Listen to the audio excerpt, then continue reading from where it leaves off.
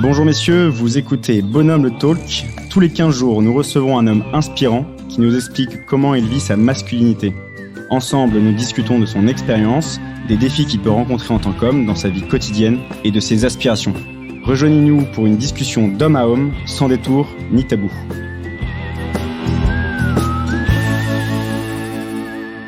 Alors, nous accueillons aujourd'hui le skipper Tanguy Le Turquier, voyageur au long cours. Bonjour Tanguy. Bonjour Amaury. Comment tu vas ? Ça va super bien, merci beaucoup. C'est bon, t'es pas en pleine mer, tu ne dois pas être très loin ? Non, ouais, alors je suis pas très loin de la mer. Je suis en ce moment dans mon camion, vue sur la mer. C'est une période de l'année où nos bateaux sont en chantier. Donc là, le bateau il est au sec, on bricole dessus. Donc je vois la mer, mais je suis pas dessus malheureusement. Mais bientôt, très bientôt. Trop cool. Bah, du coup, t'es dispo pour nous. C'est trop sympa de prendre du temps pour Bonhomme le Talk. Donc Tanguy, juste rapidement, t'as 33 ans. T'es marié avec Clarisse Kremer. On viendra dessus puisque c'est aussi une navigatrice. Vous avez une petite fille qui a 4 mois, qui est née d'ailleurs pendant la route du Rhône, où tu es arrivé deuxième, et on en reparlera aussi. Tu navigues depuis déjà pas mal d'années. Ça y est, t'es un loup de mer. Je sais pas si on peut déjà dire un vieux loup de mer, parce que je te souhaite encore quelques années de navigation. Enfin bref, la mer, c'est vraiment ton terrain de jeu. On va parler beaucoup de mer. Tu pourras vraiment te lâcher en termes techniques sur la voile. Moi, j'y connais pas grand-chose, mais il y aura sûrement plein de voileux qui écouteront le podcast, donc tu peux vraiment y aller. Mais voilà, est-ce que tu peux te présenter ? Quelle est ton histoire ? Est-ce que tu es tombé dans la mer quand tu étais petit ou sur un bateau plutôt ? Enfin, voilà. Quel est ton parcours, Tanguy ?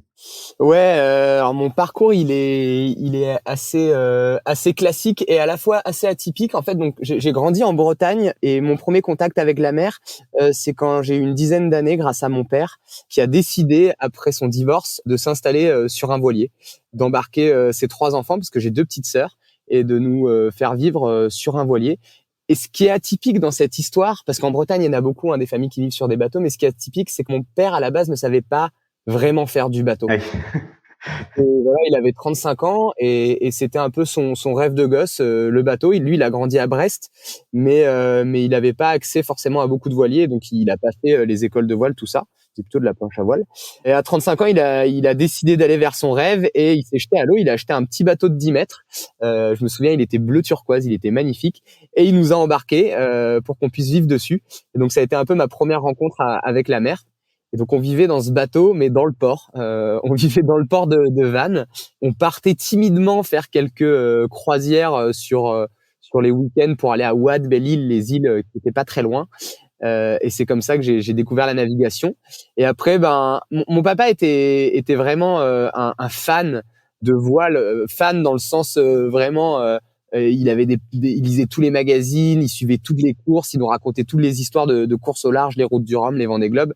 Et moi, en tant que petit garçon, je l'écoutais, quoi. J'étais mais de quoi il parle ? Je comprenais pas grand-chose, mais en tout cas, ça avait l'air de lui plaire. Et je pense qu'un peu par mimétisme, j'ai décidé que ça allait me plaire aussi. Et en vieillissant, je me suis professionnalisé, je me suis inscrit dans des écoles de voile pour apprendre à faire du bateau. J'étais pas très scolaire comme gamin et mon seul objectif c'était de pouvoir monter sur des bateaux et aller naviguer. Du coup, j'ai fait des études, j'ai fait un bac professionnel mécanique marine. Donc j'ai appris à réparer en fait les moteurs sur les bateaux. Ça m'a permis de me rendre un peu indispensable sur les voiliers parce que sur les voiliers, il y a des moteurs, mais personne ne sait les réparer. Et donc moi, j'ai réussi à me faire embarquer au fur et à mesure sur des voiliers. Quand j'ai eu 20 ans, j'ai rencontré Clarisse, celle qui est aujourd'hui ma femme.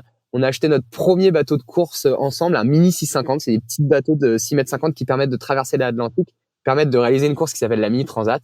À 23 ans, j'ai réalisé cette course. Et puis là, c'était un petit peu le début. Quand j'ai posé le pied à terre à Pointe-à-Pitre après 25 jours de mer en solitaire, je me suis dit que c'était absolument ça que je voulais faire de ma vie. Donc j'ai fait une deuxième Mini Transat, quelques titres de champion de France, ensuite 5 solitaires du Figaro. Donc j'étais arrivé, quoi, j'étais devenu un professionnel de la voile. Et en 2020, j'ai Clarisse, elle en parallèle, elle a fait de la course au large aussi. C'est devenu son métier. Elle a brûlé les étapes, elle a été beaucoup plus vite que moi. Et en 2020, elle a réalisé le Vendée Globe, donc le tour du monde en solitaire, sans escale et sans assistance. Et moi, c'était mon rêve de gosse, clairement. Et je l'ai vécu depuis mon canapé. J'ai regardé faire ce Vendée Globe et c'était hyper dur en fait, je l'ai assez mal vécu, pas pour une histoire de jalousie ou d'ego ou de quoi que ce soit, j'étais hyper heureux pour elle qu'elle puisse faire ce Vendée Globe, mais en fait la voir, désolé, passe-moi l'expression, mais en chier dans les mers du Sud, se faire mal, avoir peur, être un peu dans le stress et ne rien pouvoir faire pour elle, parce que moi j'étais à des milliers de kilomètres d'elle, je pouvais rien faire pour elle, je l'ai assez mal vécu, je me suis senti impuissant je me suis fait la promesse, s'il a décidé de repartir sur le Vendée Globe, de pas rester dans mon canapé et d'y aller. Donc en 2020, je me suis un peu bougé les fesses et j'ai réussi à lever suffisamment de finances pour acheter un IMOCA, un grand bateau de 18 mètres. Et puis aujourd'hui, je me prépare pour le Vendée Globe 2024. Voilà très rapidement mon parcours. Et excellent. Et non, mais trop bien. Du coup, là, c'est le fait que tu parles de ta femme, c'est vrai que c'est quelque chose d'assez particulier. Vous êtes tous les deux, vous êtes mariés, vous êtes tous les deux navigateurs.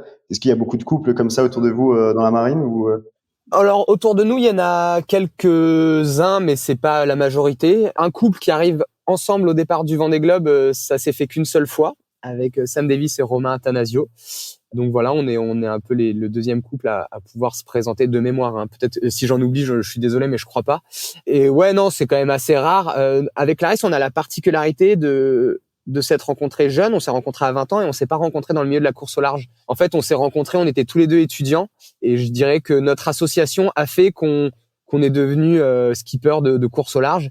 On rêvait tous les deux de ça. On s'est rencontrés quand même sur un bateau. C'était lors d'une croisière qui s'appelle Rêve d'enfance. C'est une association quand même des enfants malades en Corse. Clarisse travaillait pour cette association avec son école. On s'est rencontrés sur un bateau en Corse et voilà, on s'est juste fait partager nos rêves l'un à l'autre. Et puis aujourd'hui, 10-12 ans plus tard, on va tous les deux faire le Vendée Globe. Mais on s'est pas rencontrés. On n'était pas des navigateurs quand on s'est rencontrés. Ouais. Ok. Vous avez commencé équipier, maintenant vous êtes concurrents ou Maintenant, on est clairement concurrents. Alors ouais, on a effectivement, on a fait une course. C'était je sais plus en 2016. On a fait une transat qui s'appelle la Transat AG2R qui se court en double sur des bateaux de 10 mètres. Et on l'a fait ensemble. On était en double sur ce bateau-là. Et ça s'est très très mal passé. C'était une catastrophe. Pourquoi? Parce qu'en fait, quand tu fais de la course au large, alors là, c'était en double. Et t'as besoin d'avoir 2 guerriers à bord. En fait, nous, on était un couple qui voulait prendre soin l'un de l'autre. Et en fait, ça marche pas du tout. Donc, on a fini par se mettre un peu dessus et on a décidé de plus jamais faire de la compétition ensemble sur le même bateau. En revanche, ça nous arrive d'être concurrents. On a fait une solitaire du Figaro l'un contre l'autre. On a fait quelques courses en mini 650 l'un contre l'autre. Des fois, je la bats, des fois, elle me bat. Voilà, c'est une concurrence amicale, mais on se fait pas de cadeaux. On se fait pas de cadeaux sur l'eau, c'est sûr. Et sur le Vendée Globe, alors j'ai envie de te dire que la pression sera sur elle si elle arrive à le faire, parce qu'elle aura probablement un meilleur bateau que moi et tout le monde va l'attendre un petit peu. Moi, j'ai un vieux bateau, c'est mon premier Vendée Globe, personne ne m'attend. Si je la bats, si je la bats, je serai juste un héros. Et si c'est elle qui gagne, c'est juste normal. Donc la pression est sur ses épaules. Du coup, tu le vis. Enfin, c'est peut-être question pas bien dite, mais le fait d'avoir ta femme qui comme tu dis, a brûlé les étapes, elle est très vite très loin. T'as l'impression d'être dans son ombre, t'as l'impression ou c'est un rapport très sain entre vous sur ça. Enfin, c'était hyper détaché là-dessus. Non, je suis vraiment hyper détaché là-dessus. Je me pose jamais la question. C'est une question qu'on me pose assez souvent, mais non, moi je suis juste hyper fier d'elle. Elle a son histoire. Moi je considère que j'ai déjà énormément de chance d'en être là où je suis. Je trace mon chemin et j'ai beaucoup de gratitude pour tout ce qui m'arrive. Et en fait, tout ce que vit Clarisse, son parcours exceptionnel, cette rapidité dans le monde de la voile, parce que c'est vrai qu'en 4 ans, elle s'est retrouvée sur un Vendée Globe. Je trouve ça génial et en fait, j'en profite plus qu'autre chose. Tout ce que vit Clarisse rayonne sur moi et donc non, il y a aucune jalousie. Je suis hyper fier d'elle et j'espère pourvu que ça dure. Ouais, très bien. On vous le souhaite. Et la voile, ça reste quand même surtout ce que les courses que vous faites, c'est quand même très solitaire. Vous arrivez à partager beaucoup. Il y a des choses qui sont chacun vit de son côté sur son bateau et que tu peux pas partager ni avec ta femme ni avec personne d'autre de toute façon. Là, ce qui est génial en ce moment à la maison pendant nos dîners de couple, c'est que Clarisse, elle a déjà fait le Vendée Globe, donc elle a été voir les mers du Sud. C'est le témoignage d'une aventure exceptionnelle. Elle a passé 3 mois seule en mer sur son bateau de 18 mètres. Elle a vu les albatros, elle a vu les mers du Sud, elle a vu le Cap Horn. Et moi, je me prépare pour y aller. Et à la maison, j'ai quelqu'un qui l'a vécu et qui peut témoigner, qui peut répondre à toutes mes questions. Et ça, c'est hyper précieux. Je trouve que c'est un vrai avantage d'être un couple et de faire ce même métier, ce métier passion, parce qu'il n'y a pas de décalage. Alors oui, c'est très très chaud. Le quotidien est très compliqué parce qu'on se voit très peu. Quand il y en a un qui est en mer, l'autre s'occupe de notre fille et vice versa. On est assez stressé parce que c'est des projets stressants. Tous les gens qui vivent de leur passion et tous les gens qui travaillent de manière générale ont des vies assez stressantes. C'est pas tous les jours facile. On porte des projets qui valent plusieurs millions. Donc il y a du stress, mais en fait on se comprend vachement l'un l'autre parce qu'on vit un peu les mêmes choses et donc c'est un gros avantage. Ça fait aussi qu'on a un bon équilibre. Dans notre couple, on essaye de pas trop parler de bateau, on essaye de faire en sorte d'avoir autre chose dans la vie qui nous nourrisse pour que si le bateau ça s'arrête demain, tout ne s'effondre pas, notre couple, notre famille ne s'effondre pas. Je pense que notre équilibre est bien trouvé et ça se passe très bien. Trop bien, excellent, trop stylé. Et je voulais parler un peu de ton rapport à la mer. Toi, quand tu pars là-bas tout seul, tu vas chercher quoi au fond? Enfin, qu'est-ce qui te prend au trip, quoi? Je sais pas, je t'avoue que je me suis jamais trop posé la question. C'est assez naturel, c'est assez inné. Enfin, avant de faire de la course au large, je pensais qu'à ça matin, midi et soir. Je me souviens quand j'étais au lycée, je dessinais sur mon cahier de liaison des bateaux. Je regardais toutes les vidéos que je pouvais de navigateurs. Je ne pensais qu'à ça. C'était vraiment, c'était maladif et en fait, le jour où j'ai pu commencer à réaliser mes rêves de navigation, eh ben, je me suis senti complètement vivant à ce moment-là et je me suis jamais vraiment posé la question de pourquoi est-ce que je faisais ça. Ce que j'aime dans la navigation, alors dans le bateau, ce qui me plaît en premier lieu, c'est le moyen de locomotion. Se dire que tu peux aller d'un point A à un point B, juste avec la force du vent. Moi, j'étais un grand fan du film Waterworld. C'est un film qui a très mal vieilli, je te l'accorde. J'étais hyper fan de me dire qu'il y avait un gars qui vivait sur son bateau et qui découvrait le monde comme ça et qui avait besoin de rien d'autre. En fait, t'as pas besoin d'autre chose que de vent, en fait. Une fois que t'as ton bateau, tes voiles, t'as juste besoin du vent pour avancer. Quand il y a pas de vent, t'avances pas, mais c'est pas grave, le vent finit toujours par revenir. Et ça, c'est vraiment le truc qui me fascine dans le bateau. Et la course au large, c'est le côté compétition, c'est le côté dépassement de soi, c'est le côté où tu vas te retrouver dans des situations dans lesquelles t'oserais jamais te mettre dans ton quotidien, des situations extrêmes, des situations généralement de grosses galères, mais qui te permettent en fait de te dépasser. Et en fait, je suis comme tout le monde dans le quotidien. Je suis pas quelqu'un qui a envie de me dépasser. Je suis quelqu'un de flemmard et j'ai pas envie de me bouger. La compétition en bateau m'apporte ça, m'apporte ce côté dépassement de soi. Et justement, en pleine mer, je pense que tu dois être poussé à la contemplation. Enfin, ça va être incroyable, immensément beau et l'immensité, etc. Et en même temps, tu es en pleine course. Il y a de la compétition, il y a de la technique. Est-ce que tu arrives à vivre ces deux moments un peu en pleine mer où tu es toujours focus course, dépasser ton concurrent? Ouais, c'est une très bonne question. Pendant les 6 années qui viennent de passer, j'étais sur un support qui s'appelle la Solitaire du Figaro. Le Figaro, rapidement, c'est des bateaux qui sont des monotypes, donc tous les bateaux vont à peu près à la même vitesse, c'est tous les mêmes. Il y a une jauge très très stricte et on fait une course qui s'appelle la Solitaire du Figaro. Donc c'est une course à étapes. C'est 4 étapes d'environ 5 jours où on cumule le temps de chaque étape et à la fin, celui qui a parcouru tout ça en le moins de temps possible a gagné. Et du coup, c'est des courses où vraiment, tu vois, une étape de 4 jours, si tu as dormi 4 heures à la fin, c'est le bout du monde. Donc, c'est hyper intense. Et je viens d'en faire 5.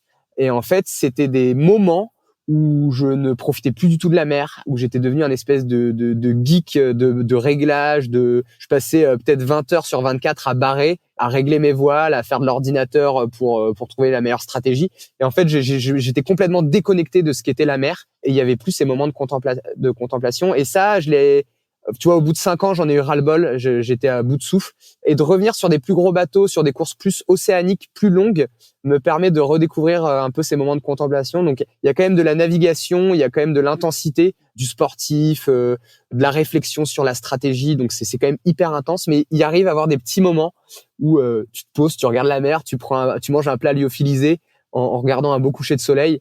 Et ouais, ça, c'est clairement les moments de kiff. C'est le 1% de bonheur qui essuie le 99% de galère quand tu fais une course en fait. Donc ouais, je pense que sur ces gros bateaux et sur des courses longues, on arrive à gérer les deux, ouais.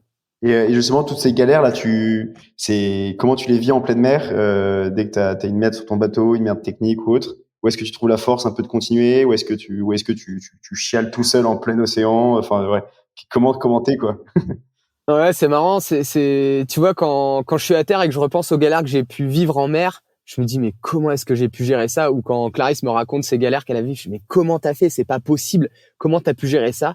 Et en fait, quand t'es en mer, t'as pas le choix. Tu trouves les ressources, en fait. Ton bateau, c'est le seul moyen d'avancer. D'accord? C'est le seul moyen, qui va te permettre d'arriver de l'autre côté, si on imagine une transatlantique. Et donc, t'as pas le choix. Tu te laisses pas le choix, finalement. Tu vois, à terre, on a toujours, des échappatoires, on peut toujours se permettre de pas affronter nos responsabilités, de pas affronter la réalité, on peut même se mentir à soi-même. En mer, t'as pas du tout cette option-là. Si ton mât il est tombé, si ta voile elle est déchirée, si si t'as cassé ton safran, enfin je sais pas, t'es obligé de trouver une solution pour continuer d'avancer. Il y a pas un hélico qui va arriver et te dépanner, te donner la pièce qui te manque, te donner du courage même en fait.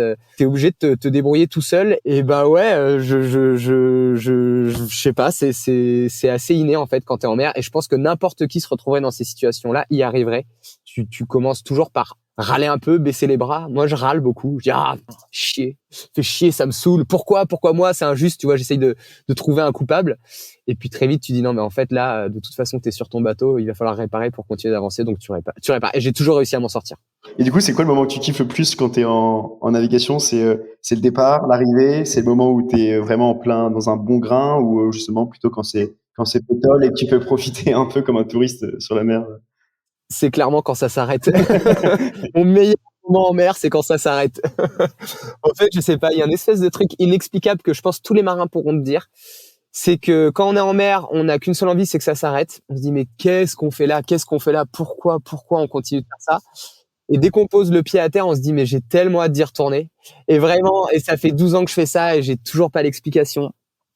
Je ne sais pas pourquoi. Je pense que quand on est en mer, on vit vraiment l'instant, on se projette pas, on se pose pas trop de questions.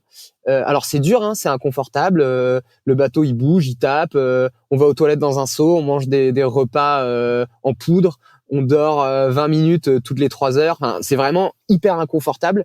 Et ça, moi je sais que j'aime pas. Enfin, quand je suis en mer, ça me saoule. Je préférerais, si tu me proposais un canapé avec une tasse de thé chaud, je prendrais sans aucune hésitation.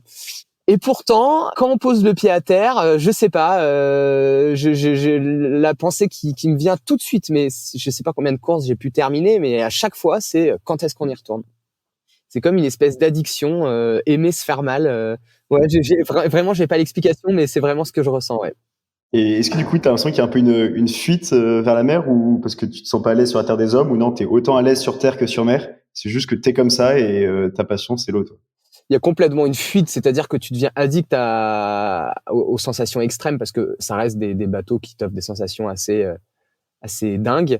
Tu es aussi dans des situations où voilà, tu dois repousser tes limites et en fait, tu deviens un peu addict à ça. Et donc, continuer de faire des projets de course au large, oui, c'est un peu une fuite en avant. C'est-à-dire que tu as tout le temps envie de plus, de plus haut, de plus grand. Tu vois, moi, je viens d'un milieu où mes parents avaient pas beaucoup d'argent. J'ai pas vraiment fait de grosses études. J'étais pas prédestiné à faire de la course au large en solitaire. Mais l'envie de se dépasser, l'envie de toujours plus fait que demain, je vais peut-être faire le Vendée Globe. Et ça, c'est assez ouf quand je regarde d'où je pars et où je vais, où j'arrive. Je me dis qu'en fait, j'ai toujours eu envie de plus et je me suis toujours donné les moyens pour y arriver. Donc oui, c'est une petite fuite en avant. Un jour, il va falloir que ça s'arrête et accepter de vivre le quotidien et la vie normale, en fait. Du coup, là, tu parles de fuite et tout. Il y a un côté très solitaire sur l'eau. À côté, tu as l'air d'être quand même assez social. Tu es un bon communicant. Enfin, on pourra reparler notamment de ce que tu fais avec Lazare et tout. Tu as l'air d'être un bon vivant et un joyeux marin, etc. On pense à tous les chants de marins qui peuvent venir en tête. Mais comment tu gères ta solitude au quotidien sur l'eau? En fait, t'as raison, je suis quelqu'un de... Alors, je suis pas hyper sociable. Je préfère passer un samedi soir tout seul chez moi avec ma famille plutôt que de sortir. Mes copains te le diront. Mais par contre, oui, j'aime les gens, j'aime rencontrer les gens, j'aime leur raconter ce que je fais, j'aime écouter ce qu'ils font. J'aime beaucoup ce lien social. Par contre, j'adore me retrouver seul sur mon bateau parce que c'est quelque chose qui est inédit, je trouve. C'est une solitude qui est choisie. On te propose d'être tout seul pendant un temps donné et ça va s'arrêter. C'est pas une solitude qui va durer. Tu vas pas rester seul jusqu'à la fin de tes jours. C'est juste là, tu as un petit moment dans ton année où là, on te propose d'être tout seul et en fait, c'est hyper précieux. Il y a rien. Enfin, je sais pas ce qui propose ça dans le monde. Cette petite aparté dans ton quotidien où tu peux être tout seul et profiter de cette solitude. La solitude, pour moi, c'est hyper positif. Ça t'apporte plein de choses. Ça permet un peu de te recentrer, de faire le point sur toi. Je trouve que c'est quelque chose qui est précieux, mais c'est une solitude qui est choisie et qui a durée déterminée finalement. Donc en fait, j'en profite. Je ne souffre pas du tout de la solitude quand je suis en mer parce que je sais que ça va s'arrêter. Alors, cela dit, ça va peut-être changer avec l'arrivée de ma petite fille parce que j'ai pas encore fait de course en connaissance de ma petite fille, mais ça va peut-être venir. Mais quand je suis en mer et que je suis tout seul, je profite vraiment de cet instant-là en sachant que ça va se terminer. Ouais, je comprends. Et là, tu parlais de ta fille. Si je me souviens, tu as appris sa naissance quand tu étais encore à la Route du Rhum. Ça fait Ouais. quoi de devenir père tout seul sur son bateau, loin de ça, ouais. Alors il y en a qui doivent crier l'égoïste, il a préféré aller faire du bateau plutôt que d'être à l'accouchement. Oui, c'est vrai, je préférais. Non, c'est pas vrai.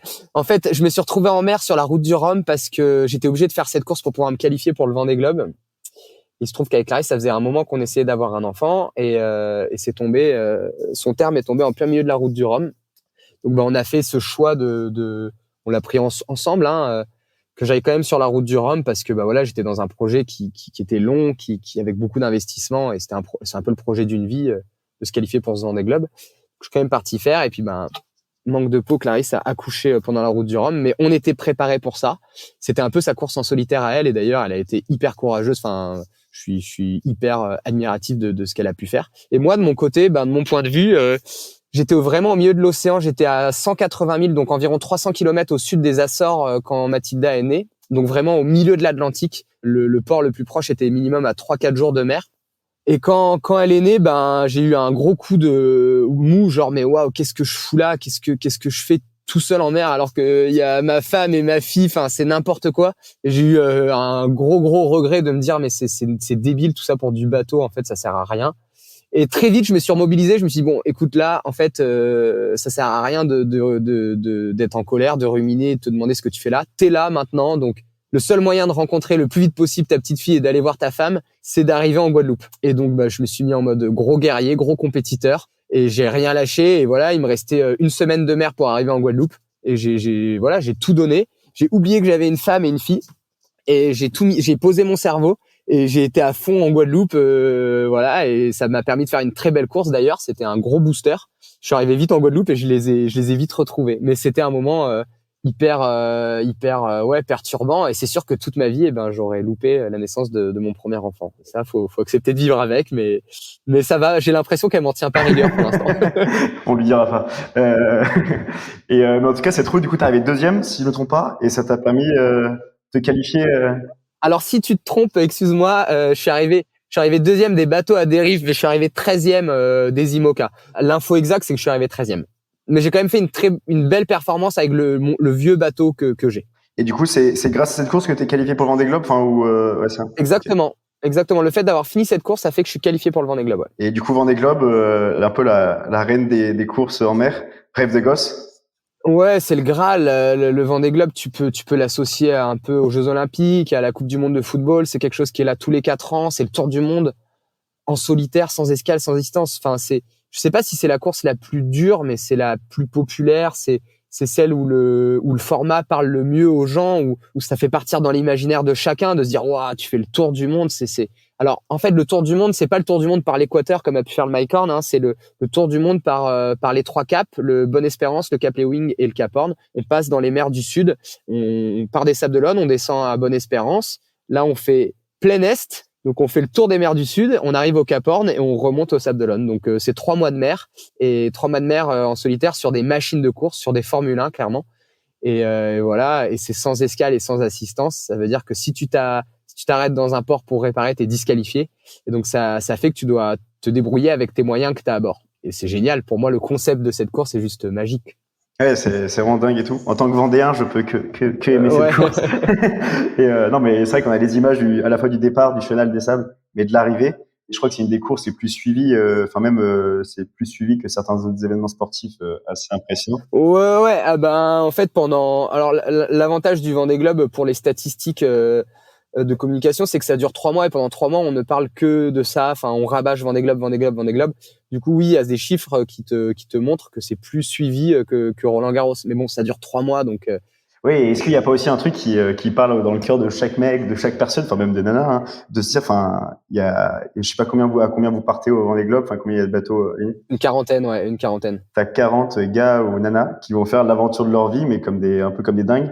Ouais, ça fait peut-être écho au cœur de chacun de se dire, ouais, il y a une vraie aventure à vivre dans sa vie et eux, ils vont la vivre là pendant 3 mois avec tous les risques à prendre, tous les défis à apporter. En fait, ce qui est génial avec le Vendée Globe et avec la course au large en général, c'est que quand tu regardes un match de foot ou de sport co de manière générale ou n'importe quel sport, t'as un stade, t'as des caméras, tu peux voir ce qui se passe.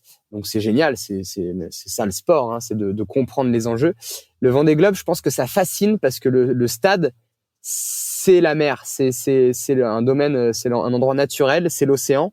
Alors aujourd'hui, on peut ramener des vidéos, mais pendant très longtemps, c'était l'imaginaire des gens qui prenait le relais. Et t'avais des gars qui partaient, qui revenaient 3-4 mois plus tard et qui racontaient des histoires. Et du coup, les gens imaginaient ce qui se passait.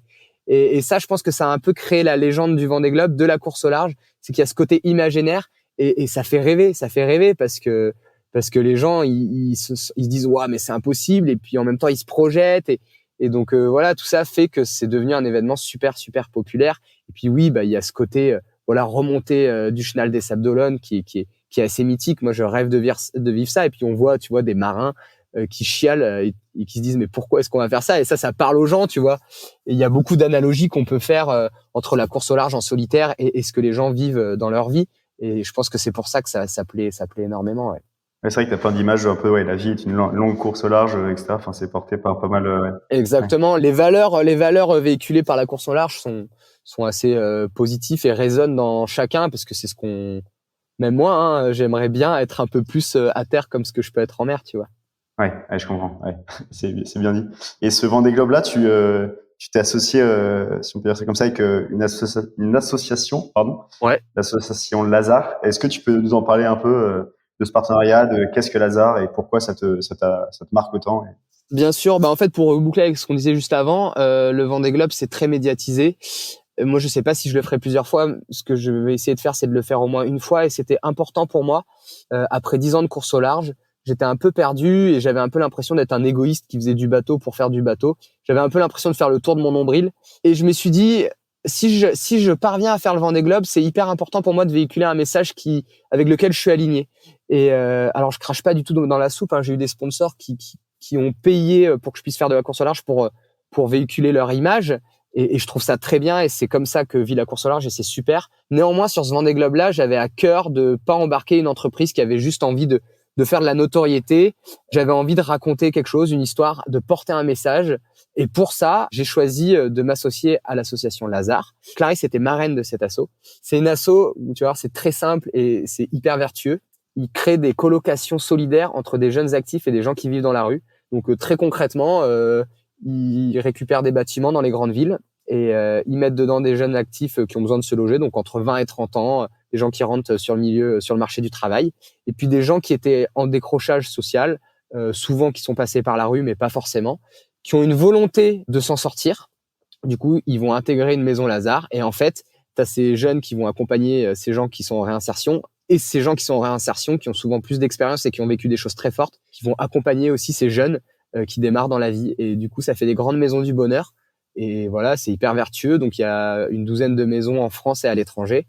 Et l'objectif de Lazare, c'est d'ouvrir toujours plus de maisons et surtout de changer le regard, notre regard qu'on porte sur les gens qui sont dans la rue. On avait trouvé cette petite phrase que j'aime beaucoup, c'était de rendre visibles les invisibles. Et voilà, et à travers ce Vendée Globe, il y a plusieurs objectifs.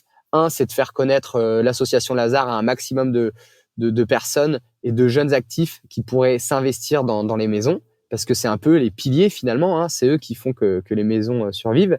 C'est de donner à tous ces colocs Lazare, jeunes et moins jeunes, enfin tous les profils en tout cas, un espèce d'objectif. On vend souvent la course au large comme un outil pour faire de la cohésion en interne dans les sociétés. Et ben nous, on fait exactement pareil dans l'association.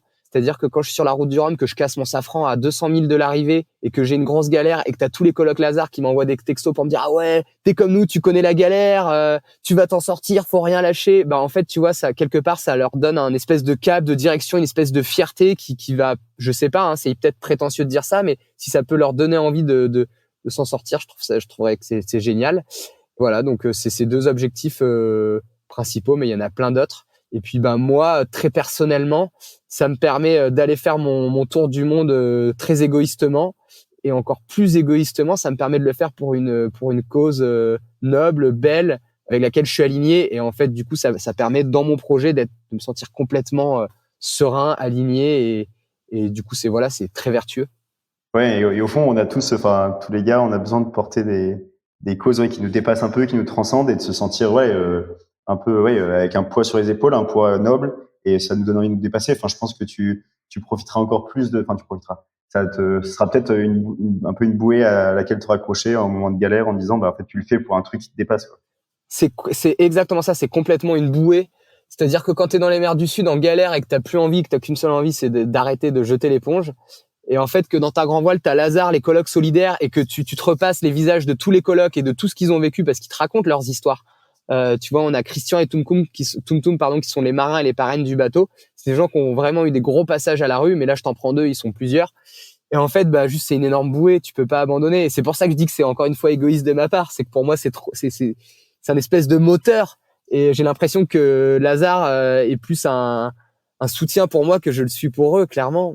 Ouais, et en même temps, tu portes leur cause un peu loin et t'es un peu leur chevalier des mers qui part avec la grande cause, la grande voile et annoncer un peu ce qu'ils font. C'est pour ça que c'est vertueux. C'est pour ça que c'est vertueux, mais t'as raison. Si on doit reboucler un peu avec ce côté masculin, oui, ça fait un peu, je me sens un peu comme un chevalier par moment. Et ça, c'est... Ouais, non, mais c'est très bien. Enfin, c'est trop cool. On a besoin parfois de se le dire. Et avec tout ça, Lazare est très bon en com. Enfin, ils ont des super vidéos et vous êtes assez alignés là-dessus. Ta dernière vidéo, notamment, elle a joué à Alex Thompson. Là, bon, tu vas vraiment monter sur ton mât à un moment où... En fait, il y a une fille chez Lazare qui s'appelle Aliénor de Santenac, qui est la respocom de Lazare, qui a un... En fait, elle a une imagination d'enfant, tu vois. Je pense qu'elle a gardé son imagination de petite fille, sauf aujourd'hui, elle a les moyens de mettre les choses en place, tu vois. Et du coup, elle est très flippante parce qu'elle me fait faire des trucs complètement absurdes. On a fait 2 vidéos qui ont bien buzzé sur les réseaux. Ça nous a permis de trouver des partenaires. Et du coup, elle avait cette idée complètement saugrenue de faire un fake mast walk. Donc, pour ceux qui veulent, vous pouvez aller voir la vidéo sur nos réseaux où en fait, Alex Thompson, en 2015, un truc comme ça, avait couru sur son mât, sur son bateau qu'il naviguait, qu'il avait mis à l'horizontale, et il court sur son mât pour aller faire un plongeon à 3 mètres de haut au bout. Donc nous, on a voulu refaire la même, on a récupéré ces codes-là, on en a fait un fake, évidemment qu'on l'a pas fait, on l'a fait avec des colocs, enfin voilà. Et on a promis de faire une vraie cascade si on trouvait nos partenaires, c'était une vidéo promotion. Donc oui, il y a une cascade en préparation. Je suis quand même un peu chaud du truc, mais j'ai pas envie de mourir non plus. On va pas faire un vrai mass walk, on imagine plutôt partir. Moi, je fais beaucoup de sports, de glisse, kite, surf, tout ça, donc on va plutôt partir sur un délire comme ça. Mais j'en dis pas plus, vous découvrirez quand on aura trouvé nos partenaires. On a hâte. Bah, du coup, sponsorisez vite Tanguy, s'il vous plaît. Ouais. On a hâte de le voir. On en parlait un peu à un moment. Enfin, tu disais, voilà, si à un moment tu dois arrêter le bateau, enfin, tu veux pas, je sais plus comment tu l'as formulé, mais on parlait un peu de la fin potentielle de ça. Est-ce que tu t'imagines un peu ce moment où tu raccrocheras un peu pour une dernière fois ton bateau au port, où tu repousses un peu cette idée-là et pour l'instant ta vie c'est la mer et c'est que ça? Non, en fait, j'y pense. Après, je raccrocherai jamais à un bateau. C'est juste qu'un jour, je raccrocherai avec le milieu de la course au large. J'arrêterai de faire de la compétition. Ça, c'est sûr et certain. Et je pense que ça arrivera plus vite que ce que les gens peuvent imaginer, parce que finalement, j'ai 33 ans. C'est encore jeune dans ce milieu-là. Mais j'aspire à faire autre chose. J'aspire à faire des choses qui dépassent juste le sport. C'est génial, hein, c'est une chance. Enfin, c'est vraiment une chance de pouvoir vivre de sa passion, de son sport, de vivre de la compétition. Il y a des milliers de jeunes qui en rêvent, et donc je profite. Enfin, quand j'étais gosse, on m'aurait dit que j'aurais eu cette vie, mais juste j'aurais fait des bonds de 3 mètres d'eau, parce que c'est une véritable chance, et tous les jours je remercie et je profite. Maintenant, en vieillissant, en devenant adulte, je me rends compte que j'ai besoin d'autres choses pour nourrir mon cerveau. J'ai besoin de faire des choses qui dépassent le sport. J'ai envie de fonder une famille, j'ai envie de m'occuper de cette famille, j'ai envie de prendre soin des gens, j'ai envie de rendre un peu tout ce que j'ai reçu. Et en fait, quand tu fais de la course au large, des fois, t'as un peu la sensation de faire les choses que pour toi, quoi. Et donc, moi, j'ai cette espèce de rêve là, de faire le tour du monde à la voile en solitaire. J'ai très envie d'aller au bout de ce truc-là pour moi, mais aussi un peu pour ma famille, pour ma fille, pour les gens qui m'observent, pour leur montrer que en fait, aller au bout de ses rêves, c'est possible en fait, et que c'est super stylé. Mais ça, les gens le savent, que c'est stylé d'aller au bout. C'est une chance, mais c'est possible. J'en suis la preuve vivante, parce que rien ne me prédestinait à ça. Enfin, j'ai vraiment, une fois de plus, je me suis bougé de A à Z pour y arriver. Alors, j'ai pas encore réussi, mais j'espère. Un jour, je raccrocherai avec la course au large, je ferai autre chose, je rendrai un peu de tout ce qu'on m'a donné, mais par contre, je continuerai toute ma vie de faire du bateau, ça c'est clair et net. Et en fait, le plaisir d'être sur un bateau, il restera le même. C'est juste que j'aurais pas envie de doubler le plaisancier à côté, même si peut-être, mais j'aurais pas besoin, voilà, de rendre des comptes à des partenaires, ce genre de choses. C'est juste ça. Ok, trop bien. Merci beaucoup. Et on va pas tarder à finaliser ce podcast.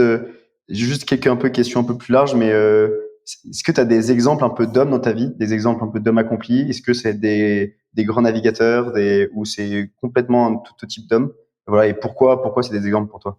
Je pense que j'ai beaucoup de chance de pouvoir répondre à ça parce que je pense que malheureusement tous les hommes ne peuvent pas donner cette réponse-là, mais moi clairement les hommes qui m'inspirent le plus, et je pense que ça devrait être naturel et j'espère qu'on répondra à ça de moi un jour, c'est clairement mon père et mon grand-père qui sont les deux hommes que je connais le mieux et qui m'inspirent le plus. C'est deux personnes qui se ressemblent beaucoup. J'aspire à leur ressembler aussi. C'est deux hommes qui ont été capables d'être heureux dans leur vie, même si ça n'a pas toujours été facile, et ils ont été capables d'être heureux avec des petites choses, avec des choses faciles, des choses simples. Ils ont su trouver le bonheur là où il était. En fait, ils sont capables de regarder le verre à moitié plein et pas le verre à moitié vide. Ils sont capables de voir toute la chance qu'ils ont et pas toute la malchance qu'ils ont. Et ça, je trouve que c'est la plus belle valeur qu'ils ont pu m'inculquer. Notamment en ce moment où je considère vraiment que j'ai beaucoup de chance et c'est hyper facile de voir la chance que j'ai parce que je vis mon rêve. Et en fait, régulièrement, ils me rappellent que oui, je suis très heureux, j'ai de la chance, mais c'est pas parce que je fais du bateau. C'est parce que je suis en bonne santé, que j'ai toute ma famille autour de moi, que voilà, toutes ces choses-là. Et pour ça, c'est des personnes, c'est un peu les deux êtres humains masculins qui me fascinent le plus, ouais. Et du coup, ton père et ton grand-père, c'est hyper stylé. En effet, c'est une réponse assez naturelle. Mais c'est pas forcément évident à chaque fois, donc assez stylé. Et du coup, toi, quel type de père toi-même t'as envie d'être pour ta fille, et on te souhaite peut-être d'autres enfants? J'espère un peu pareil, c'est-à-dire que tu vois quand Clarisse était enceinte, on s'est un peu posé la question d'arrêter tous les deux la course au large pour vraiment s'occuper d'elle et tout, et en fait très vite on s'est dit non mais stop, c'est pas ça qu'on veut lui transmettre. Ce qu'on veut lui transmettre, c'est que on a envie de faire des choses dans la vie, il faut aller au bout du truc, faut se donner, faut se dépasser, faut sortir de sa zone de confort, et en fait c'est un peu ça ce genre de père que j'ai envie d'être, c'est inculquer des bonnes valeurs à ma fille, lui donner envie de se dépasser pour ce qu'elle aime, lui donner envie de se dépasser pour les gens qu'elle aime, lui donner envie de rendre ce qu'elle a reçu, lui donner envie de voir toute la chance qu'elle a. Voilà, c'est un peu ce qu'a fait mon père et ma mère, ce qu'ils ont fait avec moi. Avec Clarisse, c'est ce qu'on a envie de faire pour nos enfants. J'espère qu'on y arrivera. Voilà, je sais pas trop comment mes parents ont fait parce que encore une fois, moi je suis quelqu'un de très heureux. En fait, je suis très heureux parce que j'ai beaucoup de chance, mais aussi parce que je suis capable de voir que je suis très heureux. Et ça, c'est clairement quelque chose qu'ils m'ont inculqué. Je les remercie pour ça et j'espère que j'arriverai à redonner ça à Mathilda. Un beau défi de transmission qui t'attend du coup. Deux dernières questions, Tanguy. La question qui finalise un peu le podcast et une question bonus. Grosse question, mais pour toi, c'est quoi être un homme? Oula, ouais, ça c'est une grosse question. Je dois parler de manière génitale ou je dois dépasser ça? Tu peux ce que tu veux d'ailleurs. Encore que aujourd'hui c'est non mais aujourd'hui en 2023 c'est hyper compliqué de répondre à ça. Ouais, je suis d'accord. Bon courage. Ce qui me vient comme ça, et c'est pas hyper positif. Et d'ailleurs je m'en veux un peu de penser ça parce que mais tu me prends un peu à court. Je me suis toujours dit, c'est marrant, j'avais cette réflexion-là avec Clarisse il y a pas très longtemps. Les hommes, c'est quand même eux qui ont fait les plus grosses crasses dans l'histoire de l'humanité, tu vois. Enfin, c'est jamais une femme qui a déclaré la guerre à notre pays, c'est jamais une femme qui va faire c'est pas une femme qui a créé la bombe nucléaire, je crois pas, la bombe atomique, pardon. Aujourd'hui, franchement, c'est horrible, hein. Mais ce qui différencie l'homme de la femme, c'est le niveau de crasse qu'ils sont capables de se faire. Après, voilà, qu'est-ce qui définit un homme? Je dirais que la plus grosse différence que je vois, c'est souvent dans la faculté à pas admettre qu'on a des émotions alors qu'on a exactement les mêmes que la femme. En tout cas, le point commun que je trouve avec tous les mecs que je connais, mais je les connais pas tous, donc c'est à prendre avec des pincettes ce que je dis, c'est que j'ai l'impression qu'on est un peu plus timide sur nos émotions, et ça nous met des fois dans des situations un petit peu compliquées. Voilà. Et alors, je pense à ça parce que je suis quelqu'un qui retransmet beaucoup. J'essaye de retransmettre beaucoup d'émotions pour un garçon, je pense, et j'espère que j'arriverai à retransmettre ça à mon fils si un jour j'en ai un. Mais non, franchement, c'est une question hyper compliquée. Ouais. Là, je sais pas trop. Bon, c'est pas grave. On te laisse partir au Vendée Globe. Ouais, voilà. Et on te la repose après. J'y répondrai en revenant du Vendée Globe. Voilà. T'as 3 mois pour y réfléchir. Et non, la petite question bonus pour tous les voileux qui vont nous écouter. Quel conseil tu donnes à un amateur pour gagner le prochain Spi Ouest France? Ah, et ben alors, si le prochain amateur qui fait le Speed West France est sur le rond des grandes surprises, je lui dis déjà c'est mort parce que moi j'y serai et c'est nous qui allons gagner. On le fait avec pour être deuxième alors. Alors pour être deuxième, Sylvain vient de terre, il faut aller jouer côté la Trinité. S'il vient de la mer, je sais pas. Non, je sais pas. C'est en vrai le meilleur conseil que je peux donner à quelqu'un qui veut gagner Speed West France, c'est de pas traîner trop longtemps au bar le soir. Voilà. C'est un bon conseil, j'espère qu'ils sauront l'écouter. Un grand merci Tanguy pour ce podcast, c'était hyper cool de parler comme ça aussi simplement avec toi. Avec merci plaisir. d'avoir été aussi simple et franc et tout, et pour tout ce que tu as confié, ce que tu as raconté. Messieurs, on va s'arrêter là pour ce nouveau podcast Bonhomme le Talk. N'hésitez pas à vous abonner au podcast, à mettre une petite note de 5 étoiles pour booster nos audiences. On se retrouve dans 15 jours avec un prochain invité.